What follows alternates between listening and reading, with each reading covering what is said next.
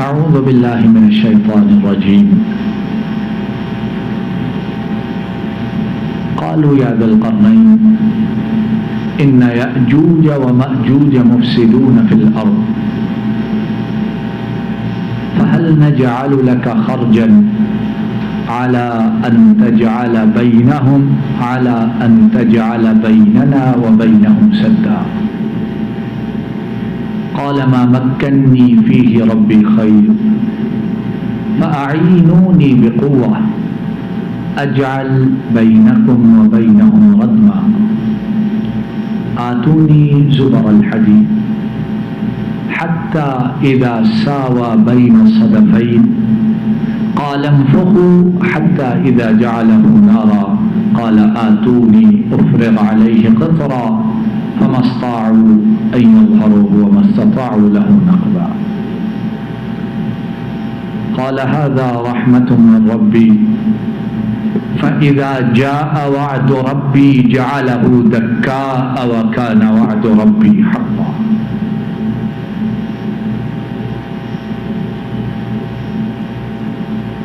پچھلے کچھ دروس سے اللہ رب العالمین کی توفیق سے ہم نے سورۃ الکہف اس کو سمجھنے، اس کو پڑھنے اور اس پر غور و فکر کرنے کی قرآن و سنت کی روشنی میں کوشش شروع کر رکھی ہے۔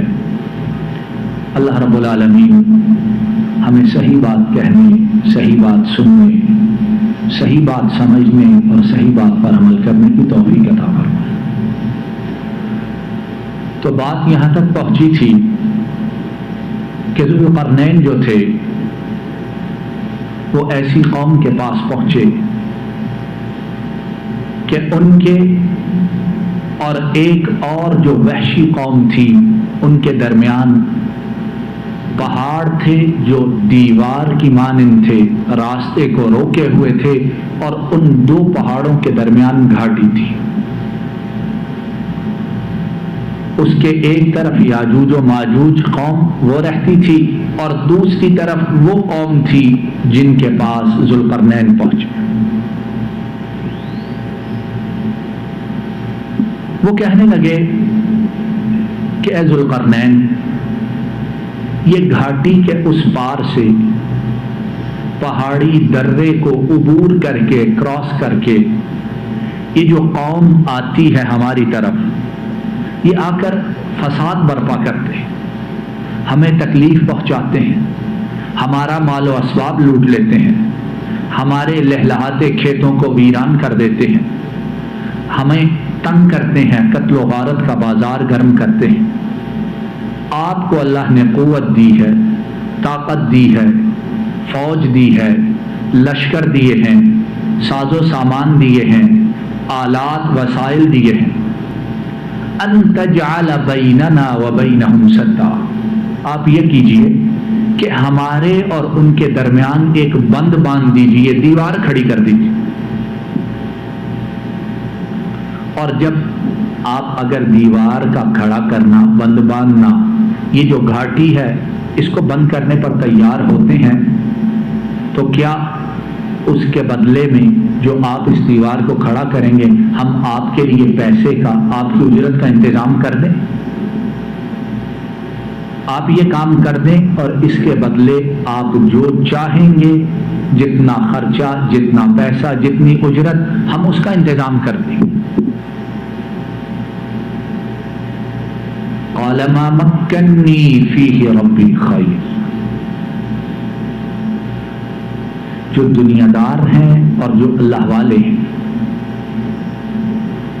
یہ مقامات ہیں جہاں آ کر فرق کا پتہ چلتا ہے کہ اللہ والا کون ہے اور دنیا دار کون ہے۔ اور اس میں یہ نہیں کہ امیر وہی ہمیشہ دنیا دار ہوتے ہیں، اور یہ بھی نہیں کہ غریب ہمیشہ دنیا دار ہوتے ہیں۔ بعض بڑے بڑے امیر ایسے ہیں کہ ایک ٹکے کے لیے، ایک درہم کے لیے، ایک دینار کے لیے، ایک چونی کے لیے اپنی جان دے دیتے ہیں۔ یہ برداشت نہیں کہ ہاتھ سے ایک کوڑی نکل کر جائے۔ اور بعض غریب ایسے ہیں کہ اللہ نے انہیں دل دماغ اتنا وسیع اتنا کھلا دیا ہے کہ کچھ نہیں، لیکن جو معمولی سا ہے وہ بھی چلا جائے تو پرواہ نہیں کرتے. کیوں؟ نبی کریم صلی اللہ علیہ وسلم نے فرمایا، اور امام بخاری نے اس کو روایت کیا ہے، لیس الغنى عن کثرت العرب ولكن الغنى غنى النفس، ولكن الغنى غنى النفس. آپ نے فرمایا امیری یہ نہیں کہ دنیا کا ساز و سامان، دنیا کا مال و متاع وہ بہت زیادہ، یہ امیری نہیں. ولكن الغنى غنى القلب یا غنى النفس. فرمایا امیری، تونگری، غنا اصل میں دل کا غنا، دل کی تونگری، دل کی امیری ہے. پاس کچھ بھی نہیں لیکن دل دماغ اتنا کھلا ہے، کوئی کچھ مانگے، جسم پر لباس ہے وہ بھی دینے کو تیار ہے. اور ایک طرف وہ ہے کہ دنیا کی ہر نعمت موجود ہے، کوئی تکلیف زدہ کوڑی مانگ لے تو ان کو تکلیف شروع ہو جاتی ہے. اور نبی کریم صلی اللہ علیہ وسلم اور آپ کے صحابہ کرام کو دیکھو، مانگنے والا آتا ہے، کتنے دنوں سے کچھ کھایا نہیں، ابھی کچھ کھانے کے لیے کسی نے تحفہ ہدیہ بھیجا ہے، سوال کرنے والے نے سوال کیا، جو چیز آئی ہے نہ اپنی پرواہ نہ گھر والوں کی پرواہ، وہ اٹھا کر اسے دے دی.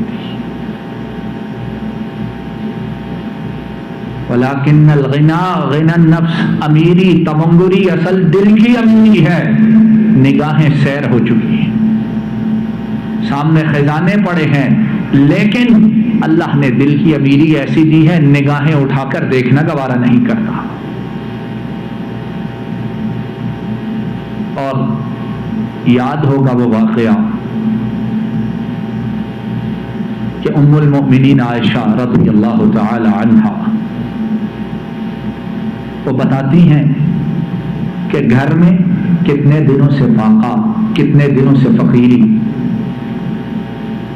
اور فقیری ایک چیز ہے، اس پر مستزاد یہ ہے فاقہ چل رہا تھا. غریب آدمی ممکن ہے دو وقت، ایک وقت کی روٹی معمولی سی کھا لے، اور ایک غریبی یہ ہے گھر میں فاقہ چل رہا ہے. کتنے دن کتنے اوقات گزر گئے، اندر جانے کے لیے، منہ میں ڈالنے کے لیے کچھ میسر نہیں. فرماتی ہیں کتنے دنوں سے فاقہ کشی کی نوبت ہے. ہمسائے میں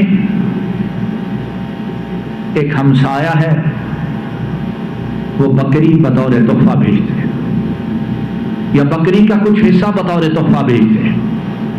نبی کریم صلی اللہ علیہ وسلم تشریف لائے، پوچھا عائشہ یہ کہاں سے آیا؟ عرض کیا اللہ کے رسول صلی اللہ علیہ وسلم ہدیہ.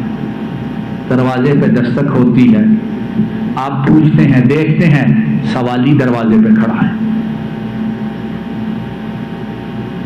آپ حکم دیتے ہیں عائشہ یہ آنے والے سوالی کو دے دو، یا اس میں سے کچھ حصہ دے دو. پھر آیا حتیٰ کہ بڑھتے بڑھتے دیتے دیتے چھوٹا سا ٹکڑا، چھوٹا سا حصہ باقی رہ جاتا ہے. اور نبی کریم صلی اللہ علیہ وسلم ہے جو آتا ہے عطا فرما رہے ہیں. حضرت عائشہ وہ عرض کرتی ہیں اللہ کے رسول صلی اللہ علیہ وسلم اب تو یہ چھوٹا سا ٹکڑا، اور شاید حدیث کے الفاظ جو ہے، اب تو یہ چھوٹا سا حصہ اس کے کندھے کا رہ گیا ہے، باقی تو سارا چلا گیا. آپ نے کیا فرمایا؟ فرمایا عائشہ جو چلا گیا ہے اصل میں وہ بچا ہے، اور جو موجود ہے یہ چلا گیا ہے. کیا مطلب؟ کہ جو راہ خدا میں گیا ہے باقی وہ بچے گا، جو ہم نے رکھا ہے اس نے تو ختم ہو جانا ہے. لیس الغنى عن کثرت العرب ولكن الغنى غنى النفس. امیری جو ہے دولت کے انبار، سونے چاندی کے ڈھیر، میلوں پر پھیلی ہوئی لمبی زمینیں نہیں، بلکہ یہ چھوٹا سا ٹکڑا ہے جو سینے میں دھڑکتا ہے، اس کو اللہ تونگری نصیب کر دے تو پھر اس جیسا امیر اور کوئی نہیں ہے۔ اور اللہ رب العالمین ہمیں ایسے ہی خوش نصیبوں میں شامل کر۔ فَهَلْ نَجْعَلُ لَكَ خَرْجًا عَلَىٰ أَن تَجْعَلَ بَيْنَنَا وَبَيْنَهُمْ سَدًّا۔ ذو القرنین، ہمارے اور ان کے درمیان دیوار کھڑی کر دیجیے، اور اگر آپ چاہتے ہیں کہ اس کام کی آپ کو اجرت دیں تو ہم دینے کو تیار ہیں۔ قَالَ مَا مَكَّنِّي فِيهِ رَبِّي خَيْرٌ۔ ذو القرنین کیا کہتے ہیں؟ میرے اختیار میں میرے پروردگار نے جو کچھ مجھے دے رکھا ہے وہ سب سے بہتر ہے۔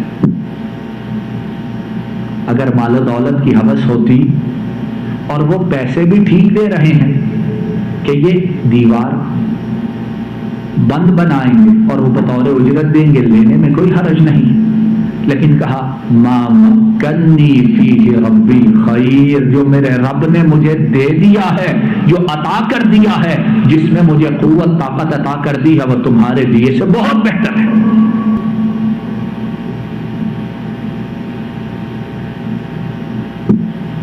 فَأَعِینُونِی بِقُوَّةٍ، پس میری مدد کرو قوت کے ساتھ۔ اجعل بینکم وبینہم ردما،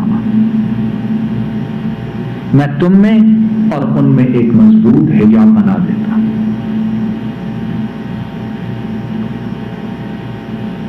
قوت سے مراد وہی ہے کہ تم لوگ جو ہے پیسے مجھے نہیں چاہیے، افرادی قوت سے، اور جو اس دیوار کو کھڑا کرنے کے لیے، بند کو بنانے کے لیے، حجاب کو بنانے کے لیے ساز و سامان ہے وہ لے آؤ، میرے ساتھ ملو، اور میرے لشکر، میری قوت وہ بھی تمہارے ساتھ مل کر اس دیوار کو، اس بند کو کھڑا کر دیتے ہیں۔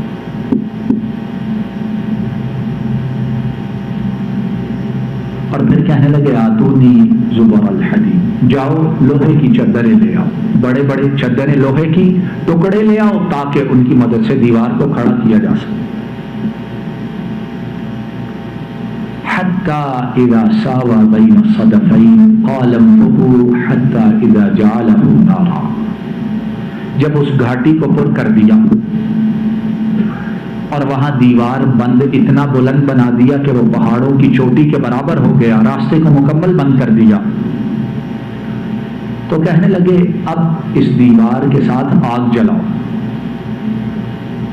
لوہے کی چادروں کے ساتھ دیوار کو تعمیر کیا، اب کہنے لگے اس کے نیچے آگ جلاؤ۔ حتی اذا جعلہ نارا، حتیٰ کہ جب وہ جو دیوار بنی تھی وہ آگ بن گئی۔ کیا مطلب؟ آگ جلنے کی وجہ سے انتہائی مضبوط اور سرخ انگارہ ہو گئی۔ قال آتونی افرغ علیہ قطرا،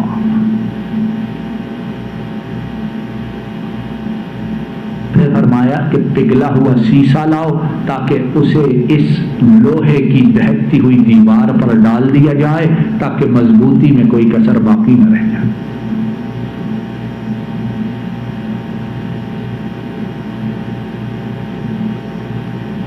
فما استطاعوا ان يظهروه وما استطاعوا له نقبا، اب یاجوج و ماجوج ادھر رہ گئے اور یہ قوم یہ اس طرف ہے۔ اللہ فرماتے ہیں جو یاجوج و ماجوج ہیں اب وہ نہ تو اس دیوار پر چڑھ سکے اور نہ ہی اس دیوار میں کوئی سوراخ کر سکے تاکہ دوسری طرف آ کر دوبارہ فساد پیدا ہو۔ اور یہ دیوار، یہ صد، یہ حجاب آج بھی قائم ہے۔ کہاں قائم ہے اس کا اللہ رب العالمین کو علم ہے۔ انسان سائنسی معلومات، سائنٹیفک ایڈوانسمنٹ اور نئی نئی ایجادات کے بلبوتے پر کہاں پہنچ گیا، لیکن ابھی تک معلوم نہیں ہو سکا کہ یاجوج و ماجوج کہاں ہیں، وہ دیوار کہاں ہے۔ اور کوئی یہ نہ کہے کہ چونکہ معلوم نہیں ہو سکا اس لیے معاذ اللہ اس کی حقیقت ہی کوئی نہیں۔ یہ جو جگہیں ہیں یہ ایمان والوں کا امتحان ہوتا ہے۔ اس بات کو اچھی طرح سمجھیے، بہت سے مسلمان اپنے آپ کو کہنے والے جن کے ذہنوں پہ نری سائنس ہی چھائی ہوئی ہے، وہ کہتے ہیں کہ پتہ نہیں، ملی تو نہیں ہے، اور اگر ہوتی تو مل جاتی، انسان چاند پر پہنچ گئے، دیوار کہاں چھپی رہتی۔ یہ چیزیں بتلانے کے لیے ہیں کہ انسان اپنی ساری کوشش کے باوجود کتنا کمزور ہے۔